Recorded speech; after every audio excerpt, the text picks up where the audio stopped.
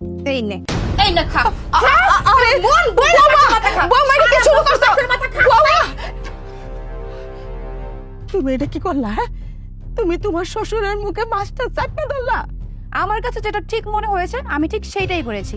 আপনারা কি মনে করেছেন এই মাছের মাথা কি আপনাদের দুইজন বুড়া বুড়ির জন্য রান্না করেছি? হ্যাঁ, এই মাছের মাথা রান্না করেছি আমার আর আমার স্বামীর জন্য। আমরা দুইজন মজা করে এই মাছের মাথা খাবো। আর আপনি এই মাছের মাথা দেখে লোভ সামলাতে পারলেন না, তাই না? যখনই আমি আপনার ছেলের পাতে মাছের মাথাটা দিতে গেলাম, বৌমা আমার মাছের মাথা দাও। মাছের মাথা খেতে অনেক স্বাদ জেগেছে, তাই না? সারা বছর কি করেছেন? সারা বছর তো ঠিকই বড় বড় মাছের মাথা খেয়েছেন, তারপরে কলিজা হয় নাই। যখন আমি মাছের মাথাটা খেতে নিয়েছি তখনই লোভ লেগে গেছে। দেখছো দেখছো, তোমার আমি বসিলাম তোমার বাপ মা আমার খাবার খাওয়া সহ্য করতে পারে না। এখন প্রমাণ পেলে তো? তোমাকে আমি কতবার বলছিলাম আমি এ বাড়িতে থাকবো না, এদের দুজনে নাই বাসা থেকে ধাক্কা দিয়ে বের করে দাও, বৃদ্ধাশ্রমে পাঠিয়ে দাও। তা না, তুমি তো আমার কোনো কথাই শোনো নাই। এবার প্রমাণ পাইছো না? এবার আমার কথাও শুনে রাখো শিপু। তোমার এই বুইরা বুড়ি বাপ মারে যদি তুমি এই বাসা থেকে বের না করে দিছো না, আমি তোমার এই সংসার করব না। তোমার এই সংসার থেকে না আমি চলে যাবো, আমি তোমাকে তালাক দিব। আরে না না, আরে তোমার মাথাটা একটু ঠান্ডা করো। আচ্ছা মা, তোমার কি হয় হ্যাঁ? আমি না কইছি যে তোমরা এই বাড়িতে আসো, শান্তি মতো থাকো, খাওয়া দাওয়া করো, নামাজ কালাম পড়ো, আল্লাহ আল্লাহ করো। তুমি করে বুড়া বয়সে কি আমার বউরে দেখে তোমার সহ্য হয় না? হ্যাঁ, পরে কি তুমি সহ্য করতে পারো না? সারাদিন কেন ওর উপর অত্যাচার করো? প্রত্যেক দিন তোমরা ওর সাথে কি করো? আমি বাড়িতে আমার লগে লগে ওই আমার সব কথা কয়, তারপরও বাপ মা বলে এতদিন অনেক সম্মান দিছি, আমি তুমি করে কিছু কই নাই।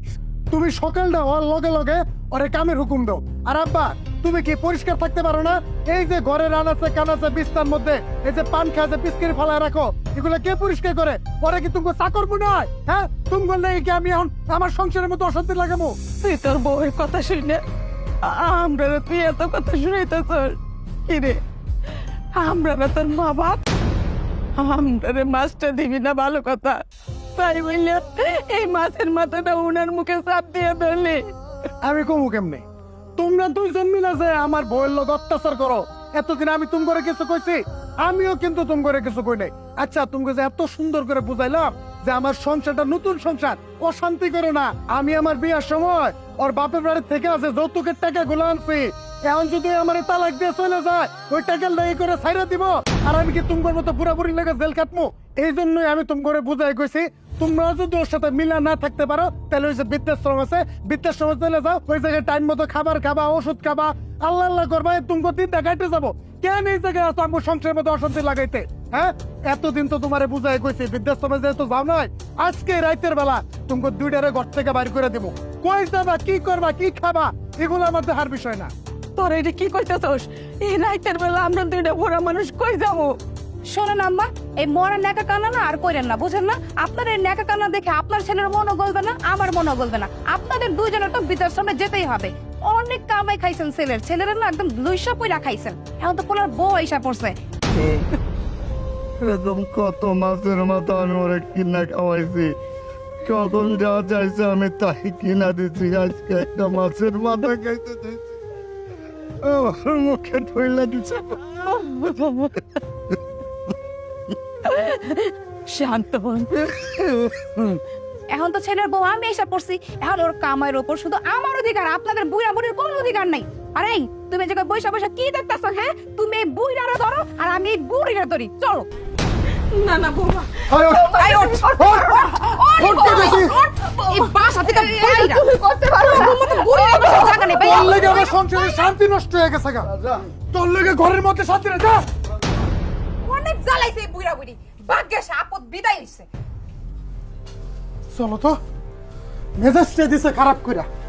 মেলা দিন ধরে বাড়ির থেকে বাইর করার চেষ্টা করতেছি, পারতাছি না। আচ্ছা বউ, তুমি আর রাগ করো না, তোমার তো ওনার বাপের বাড়ি যাওয়া লাগবো না, আমরা দুইজনে সুখে সংসার করবো। নাও মাথা খাও, তোমার আগে মাছের মাথাটা আমি খাওয়াই দিই। ও আপু, আজকে কিন্তু অনেক লেট হয়ে গেছে। আরে চিন্তা করিস না, চলে আসছি, তাড়াতাড়ি চলে যাব। হ্যাঁ, আর বেশিক্ষণ লাগবে না, তাই না? দেখছো বলোটা আমাকে লাগে কেমন ব্যবহার করলো? একটা মাছের মাথা খেতে দিতেছি, ওর কথা শুনে আমাকে বাড়ি করে দিল, দুধ কলা দেয়া সব পড়ছি। বসো না। হয়নি ওগো, আমার তো ভয় করতেছে, এই রাতের বেলা আমরা এখানে থাকবো, ঝড় বৃষ্টি আসতেছে, কই যাবো, কি করবো? তুমি কোনো চিন্তা করো না, আমি একটা ব্যবস্থা করব। দেখি একটা ব্যবস্থা হইব না। রিক্সা রাখেন না।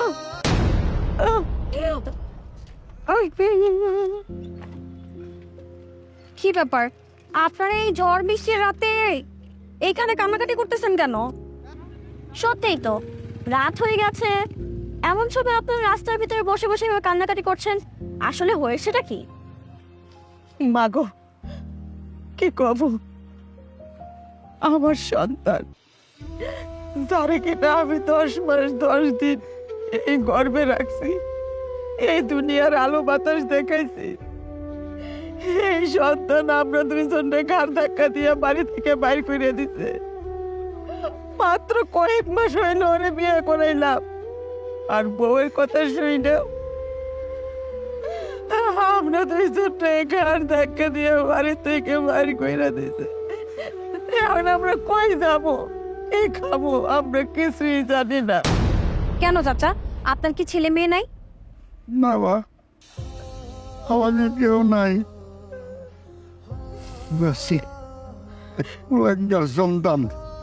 তোর লেখাপড়া শিখায় অনেক বড় করছিলাম, কদিন আগে বিয়া দিছি, ওটাই আমাকে উপর অত্যাচার করে। আজকে মাছের মাথা দিয়ে ভাত খেতে দিয়েছিলাম, ওই বউ আমার মুখে মাছের মাথা টাইয়া ধরছে, আর আমার কুলাগ্নের সন্তান কিছুই কয় নাই, যে আমাকে বাড়ির থেকে বাইরে করে দিচ্ছে। আপনাদের কথা শুনে আসলে কি বলবো বুঝতেছি না, আর আমারও এমন একটা সমস্যা যে আমি আপনাদেরকে আমাদের বাড়িতেও নিয়ে যেতে পারছি না। কি যে করি, এখান থেকে আপনাদের যে বৃদ্ধাশ্রমে নিয়ে যাব সেটাও তো আমার কাছে মানে আমার জন্য পসিবল না। কি করা যায় বলতো বেলি? আমিও তো আসলে কোনো কিছুই বুঝতে পারছি না।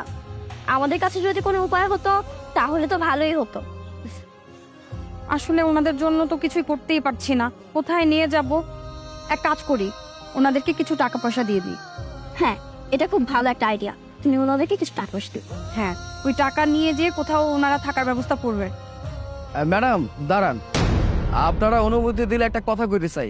কি বলবেন বলেন?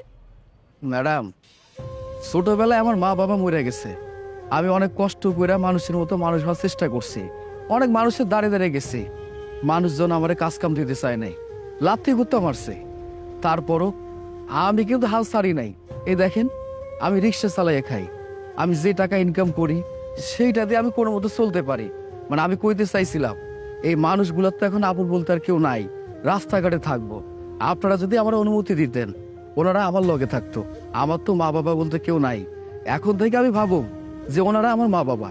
আপনারা কি কন? তাহলে তো খুব ভালোই হয়। আসলে ভাই, আপনি একজন রিক্সা চালক, অথচ আপনার মনটা কত ভালো। আর ওনাদের আপন সন্তান যাকে নাকি তারা জন্ম দিয়েছে, সেই সন্তান তাদের দুঃখ বুঝলো না, তাদেরকে বাড়ি থেকে বের করে দিল। আর আপনি তাদের কিচ্ছু হন না, সামান্য রিক্সা চালান, নিজের পেট বাঁচাতেই পারেন না, অথচ তাদের দায় দায়িত্ব নিতে চাচ্ছেন। বাবারে, তোমার যে মাই পেটে রাখছে তার জীবনটা সার্থক, কারণ তোমার মতো একটা সন্তান জন্ম দিতে। হাওয়া আমি ধরে আমার পেটে রাখছি, আমার জীবনের কোনো মূল্য নাই। কেন জানো, আমার এই পেটে আমি একটা কুলাঙ্গার সন্তান জন্ম দিছি। দোয়া করি আল্লাহ তোমার হায়াত দারাজ করো, তোমার মতো সন্তান প্রত্যেকটা মা বাবার ঘরে দান করো। আসলে ভাইয়া, আপনাদের মতো এরকম ভালো মানুষ আছে বলেই পৃথিবীটা এত সুন্দর।